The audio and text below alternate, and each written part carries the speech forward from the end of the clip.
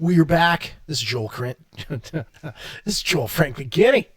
And this is podcast, my podcast, Coffee Break with JFK. And I am here with Dirk Sullivan. Howdy. We have just, this is part 4. We've just unpacked everything. And now we're going back to 91, 92. 91? 91? Mm-hmm. Nude has just been released. You guys are getting ready to go out on tour. Yep. Who'd they put you on support with? What was the first group you went on support with? I know you said you did some Seattle stuff. You went to British Columbia? Yeah, we played a lot in BC. We played everywhere you can possibly play down the West Coast, and I think once or twice before we started heading east. If I'm remembering correctly, we didn't play a lot of in that run we did a record release show in Seattle at the Off Ramp. We did a record release show in Portland. Was that the one? Was the one at the Off Ramp? Was that the one? The record release, was that the one that's on YouTube? Yeah, that's a great show. Yeah, and I think it was apparently your birthday that you didn't know about. Yeah, exactly. I think it was always my birthday. I can't remember, but I'm pretty sure that was the case. That's funny. We and I don't remember who was exactly on that bill. I don't think we did. I know in Portland it was My Sister's Machine, which was a great friends of ours and a fucking rad band that was signed to Caroline Records. And we were very close with those guys. We did as many shows as we could together. We saw each other. Our bands were on tour. We'd run into each other all over the country. We ended up going to Europe with them and did festivals and stuff. And so it was we had a lot of camaraderie between the two bands. And then I think in Seattle it might have been My Sister's Machine again. I think Haymaker from Portland might have played that show with us. I can't remember. I know my buddy Brian Roundshogman, who's in my band Old Mill, his band Forehead also played the show in Portland. But then again, we went out, we played with just random bands here and there, whoever was whatever local there was. And then by the time we got into the Bay Area, we did a bunch of shows with a band called Psychofunkopus.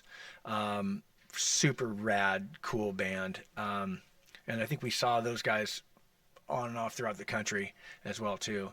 And you met up down there. You met up with Love on Ice, or not Love on Ice. Forgive me, Electric Love Hogs. Yeah, exactly. So we did a lot. We did a number of dates with Electric Love Hogs, which was a blast. And Kelly was just talking about it on the podcast yesterday. Yeah, we had a really great time. I mean, I loved that band. I loved their music. And it's funny, I saw them in Seattle at the Off Ramp a year before, and so I was already familiar with them, and they blew my mind. They were so much fun, so much great energy, such great guitar players, everything of the band was they pushed all the right buttons for me at the time. Just freaking loved them. And by the time when I found out we were going to be doing shows with them, I was so excited. That's awesome. It was really fun. And I mean, we played with just about everybody. We had a show we did in Phoenix at the Mason Jar in Phoenix, Arizona, and Tool opened for us. That is crazy. I never had heard Tool. It's when Opiate first came out. I never heard them. They hit the stage, and it was like one of those, oh, fuck. Because you got to follow these guys on. It was not only that, it was just the intensity. And Maynard was he was just frightening. He basically he just leaned in and just leaned in and just stared. It's like he picked one guy out he wanted to fucking kill in the audience and just stared him down the whole show. Could you imagine being that guy? Yeah. Look to your left, look to your right. You're looking at him. Is he looking at me? Yes. Yeah. Exactly. And but it was mind blowing. They quickly became one of my favorite bands. We ended up getting a copy of Opiate, and then that played nonstop in our van the whole tour, the entire tour. I mean, absolutely phenomenal record, phenomenal band. I mean, just killer. Tool open for you guys. How great is that? Oh, I know, exactly. Sorry, Tool. And there was just a bunch of neat little moments like that. We were playing a show in Detroit at I think it was the Roxy, or I think it's called the Roxy in Detroit, or I can't remember what the fuck it was called, but big venue, and during Leave Me Alone, there's a drum break, right? And so we always Dan would bring out the timbales, and everybody kind of grab a cowbell, and so there's a chance for rhythmic. And then out of nowhere, Chad Smith from the Chili Peppers jumps on stage and starts beating the living fuck out of the timbales. Oh. And we were at the time I was going, I thought it was Chad, but I was going, who the fuck's who's the fuck? Who let this guy? And Jerk. yeah, Is this Will Ferrell? exactly. Yeah, but no, it's true. And one thing I didn't mention is we were actually managed by Lindy Getz Management, which was a Chili Peppers manager. So wow. we had LGM as our management for at least half of our time out on the road. Yeah. Chad Smith, did you guys all know you? Obviously, Chili Peppers are big then. They were huge, yeah. You had they were touring Blood Sugar Sex Magic. Did he have the baseball hat turned around backwards? He absolutely did. Absolutely did. Yeah. But it could have been Will Ferrell. You don't know. You don't know. I'm pretty sure it was Chad Smith. Did he break any of the heads? Oh, he just beat the living fuck out of the timbales. Just. So needless to say, that little drum break and Leave Me Alone went longer than normal. It did. It did. And I remember Stan couldn't see him. That was the other thing. And Chad had probably been drinking all night too, and so he wasn't. It wasn't his finest drumming moment. Oh. And so but he was up there, and it wasn't like terrible or anything. But he got, by the time the song was over, Stan was like pissed. He was like, "Who the fuck was that? Who the yeah." Fuck? And we're like, "It's cool. It's Chad Smith." That is so awesome. Yeah. Anyway, just lots of fun little moments. I can't. They don't always come to you. I don't. But if we had enough time, I probably could regurgitate a few more little. That's fun ones, awesome. But you had some. You also went on tour with and support with some pretty big artists as well, though. In that period there. Yeah, I'm trying to remember who else we were out with. Didn't you play with Soundgarden at some point? No. We didn't get to play with anybody of that. I mean, we had a lot of really weird ones. Like we did a bunch of shows with Lizzie Borden. Oh God, you kidding me? No, absolutely. That's a weird pairing. It was really a weird pairing. And then I'm trying to think who else. Lillian Axe. Do you ever remember that band? No. They were more metal. Phenomenal guitar player. Phenomenal guitar player in that band. God, who else? And then a lot of it was just us playing clubs. Yeah. Wasn't really there was a lot of dates that were tour dates, and then with a bunch of with other acts. In-betweens. And then there's tons of we show up at this club like Satyricon, or this club, like a lot of fun story is we played at the Scrapyard Junkyard in Buffalo, New York, a number of times, and the bartender and one of the other guys working there were the guys from the Goo Goo Dolls. Oh, yeah. Is this pre-Goo Goo Dolls? Well, they were Goo Goo Dolls. They were more of a punk band back then. They were kind of getting a start, but they worked there. Wow, mm-hmm. That's crazy. Yep, and we all got to start somewhere, right? Yeah, absolutely. If everybody was here in the room together, we probably could remember a lot more together. Sure. Europe was fun. We did some festivals in Europe, which were a total blast. Monstrous, huge festivals. Who were some of the bands on those Henry festivals? Rollins. Those some big names, man. Corrosion and Conformity.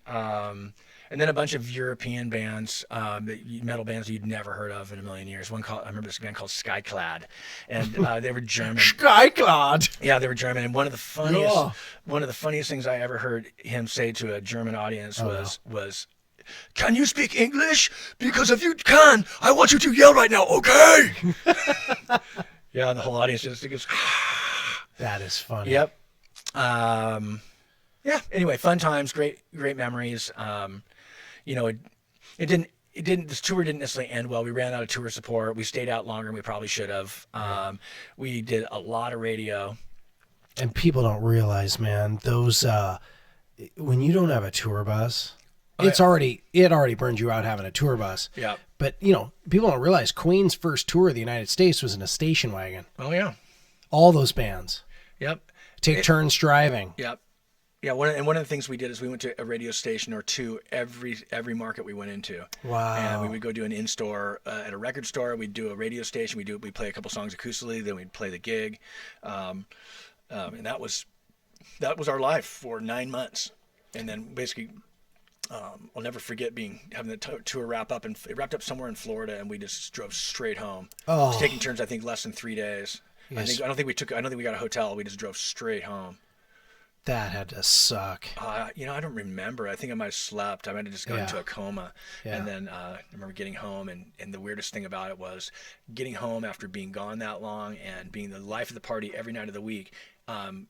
not, you go, okay, what are we doing tonight? It's like not having something to do every night. Oh, that's what kills these mega stars, man. Yeah. They get off the road and, they're catered to every whim is catered. Every moment is accounted for. And you get home and it's like, hey, asshole, take out the trash. And you're like, it's weird. And that's why, some of these mega stars go off the deep end because you just get back to normalcy, and what a vacuum. Yeah. Well, luckily for us, I wasn't asking anybody to take out the trash. I mean, it was like, I just got home to my girlfriend at the time but I just remember it being, get a job, Dirk. Yeah, exactly.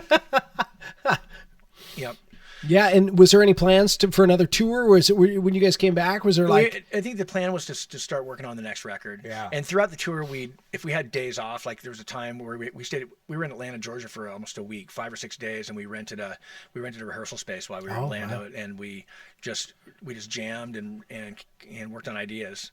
And that also happened again in San Francisco. At one point, we had a rehearsal space there for a bit. So we just tried to stay busy, and we tried to keep working. And we came back, we rested for a little bit, and then we started working on the next record. Wow. Yeah. Well, it's, what a great run that was. And, like you said, you can go look back with regret. But you think about all the things you gleaned from that, right? Yeah. You think about it, it also really shaped, really the things when you go through things that are adverse, it really it kind of shapes your, the things that it gives you resolve to what you will put up with and not put up with and what you want in life. Sure. And the truth is, I don't know that I was that excited about going out on the road again. Yeah. So, how many Wednesday nights you play for like 8 people? Oh, just tons. Yeah, and even though you've got a major release on a label, you still, and that's so typical of everybody did that. Yeah, you play a lot of those places, and the idea is you go back again, hopefully build an audience. There was markets we did really well in, and there was markets that we didn't do well in. Sometimes if we had the support of radio, those shows and those places did great. Other cities we go into and just be crickets, and I think that's very, very, very typical. I think everybody goes through that a little bit. But I came home and had a bunch of stuff kind of, the band kind of dissolved. And then my friend Pete Droge, who's a singer-songwriter, he had a buddy of his who was on Interscope Records who was heading out on the road and needed a guitar player. So I went down to San Francisco and I auditioned for this guy named Phil Cody's band, and I came home and they offered me the gig, and I started thinking about it, and it's like going, that's not my music, and right. Do I really want to get back in a van? Yeah. And I ended up calling him back and saying, I can't, I'm so sorry, you guys, I'm sorry to waste your time. I just can't do this. Yeah. I just can't. I had this epiphany. It's like, and that's back at the time that I started my band 9 Volt Mile, and my buddy Jason Elliott, singer-songwriter, was living in New York, so I flew to New York and spent a week with him or so, and we worked on songs, and he ended up moving back to Portland, and we started that band. So that's kind of how that went down. But anyway, I know we're kind of running out of time, and thank you. Well, no, man, thank you. It's been delightful to go back down memory lane with you and talk about music and life, and look forward to doing it again. It's been a pleasure, man. And it's so funny because when we talked all those years ago, mm-hmm. and we talked about everything under the sun with Love on Ice, and I remember calling you, we'd chat, and I'd immediately go back in and like just start digging out all this stuff about, the songs on Nude, and, the vibe behind it and the tone behind it. What was and you just so graciously sat through and just, I don't know if you humored me but it was. Well, the truth is, no, I was honored, and I liked you immediately, and I trusted you, and the biggest gift you gave me was the ability to positively reflect on that part of my life and look back on it and discover it wasn't as bad as I thought it was, and it's not that I thought it was bad, I just didn't didn't have a personal reason for many, many years, 20, 25 years to even look at it or even listen to it. And to have those years go by and be able to kind of shed a lot of that, a lot of the skin that I was able to look at it with fresh ears and fresh eyes and go, yeah. Yeah, and I appreciate that. That was a gift. That was a gift that you gave me, man. Oh, man. And I do appreciate that very much. And since then, it's been interesting. I've had a number of people reach out to me for different reasons that were fans of different things along the way, and it's humbling, and it makes me feel really fantastic to know that there's people out there that still to this day enjoy the music, and I love when somebody calls me or texts me or finds me on Facebook and asks me questions about things. It's like it's fantastic. Yeah. It's like I said, it's an honor to get to do that. That's all. Well, yeah, you've had like some pretty cool friends recently. They've been posting some stuff, Yep. Live shows. There's a Pine Street. There's some Pine Street footage floating around there when you guys were you did some of the material off the second record, La Luna. Oh, there is. That's floating around? Yeah. I haven't seen that. Yeah, there was 2 or 3 songs, but it's the '94 LP. Huh, cool. Yeah. But yeah, you've had some guys, I see people post stuff on YouTube all the time, of the record, somebody's got, the full record out there, and then of course the videos. And I remember I was down in Reno in like 91 for a wedding. And we just got there. My buddy picked me up from the airport. We're in his muscle car. And we're listening to the rock station. I think the song before was like, I don't know, it was probably a Priest song or something like. It was one of those, like K&AC was, right? They played Thin Lizzy, then they played Malmsteen, and then Tesla, right? And then, Don't Leave Me comes on. And I'm like, oh, those are the guys from, I just fallen all over myself. I didn't know you then, but, awesome. But we had seen you, the first time I saw you guys live, I saw you about 3 different times. I saw you at the Starry Night, Roseland Theater, and I saw you guys in Kaiser. You had. It's funny. I missed the West Side show. You guys played the West Side. Our bass player Todd, he goes, dude, Love on Ice was here, and that was when I don't know if they had expanded the room. I think the room was still tiny then, but you guys played in Salem there, and then you came back and you did the Kaiser Lions Hall. Yes, right. And I remember we all went up to you after the show and we were just picking your brain about everything, because we wanted to get a deal. We had a cassette tape out and we were not good enough to have gotten a deal, but we just picking your brain about it. And you were so nice, man. You took the time with us and, we're falling all over ourselves, because it was great. And I'll never forget that show, man. It's funny because we talked about this today. It influenced, you were playing the purple Les Paul in that show. And I loved the way the tuners looked. Yeah. Those cream colored Cluson tuners, the way the light was kind of going through those. I remembered the Marshall amp you played. I loved your tone live, but the band was so good live. And, so much of that, people don't realize a drummer makes or breaks a band. Oh, yeah. And Stan, he not only was a great player live, but he also had his drum set sounded really good. Yeah. But the vibe and everything, and of course, Brent singing great harmonies, and of course Dan just crushed. He's pretty ferocious live. Yeah. But man, it's been an absolute pleasure. Thanks for going down memory lane. My pleasure. And I'm really excited about the new music you got going on. Yeah. And let me know if you need anybody to play Glockenspiel on it. You need a Glockenspiel part. I've been writing. Actually, I'm scoring a Glock part for you. Thank you. Yeah. Jew's harp, didgeridoo, anything like that. Isn't it called a mouth harp now? Was it a Jewish thing? Is that what it was? No, I don't think they just call it a mouth harp. I think you're right. Yeah. I think you're right. A mouth harp. All right. But keep me in mind for those, especially the Glockenspiel part. Yeah, of course, man. I can knock that out of the park, man. Well, you do it one take. You're just that good. I'm a one-take guy on Glock. Yeah. But listen, man, seriously, on a serious note, looking forward to your music. Thank you. Dirk, Thanks, man. It's been great. Thank you, brother. We'll chat soon. And this has been Dirk. You have anything to say going out? No, I'm good. I appreciate being here, and it's been fun. It's been fun. Listen, this has been Joel Kinney. This is Coffee Break with JFK, and we'll see you next time. Be good.